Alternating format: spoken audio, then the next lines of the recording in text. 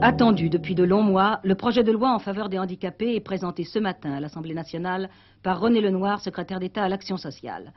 Avec ce projet, l'amélioration du sort du handicapé devient une obligation nationale, puisqu'il donne à l'ensemble des personnes concernées, elles sont plus de 2 millions en France, un certain nombre d'avantages et de droits. Droit à l'éducation, au travail, à un minimum de ressources. Et d'abord, la loi prévoit la simplification de la législation, une modernisation des prises en charge. Ainsi, toutes les allocations, 3 pour les mineurs, 5 pour les adultes, fusionneront en une seule. Pour les enfants mineurs placés en établissements agréés, soins et éducation seront remboursés à 100%.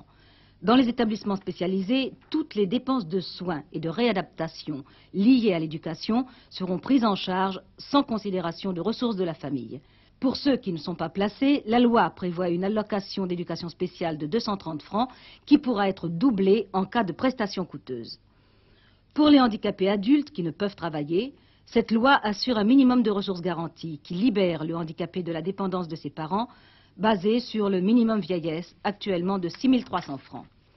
Les personnes handicapées qui peuvent travailler en milieu ordinaire seront payées au niveau du SMIC, environ 1 200 francs.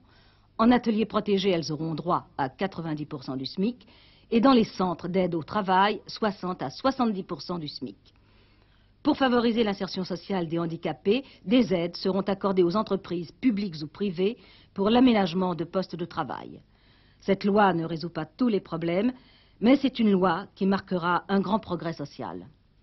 C'est un progrès et j'espère que le travail du Parlement permettra de donner à ce projet une dimension encore supplémentaire et une dimension nouvelle, permettra d'appréhender tous les problèmes des handicapés et en particulier n'oubliera pas les cas ô combien douloureux de ces grands handicapés qui ont besoin, à mes yeux, de centres d'accueil et de soins.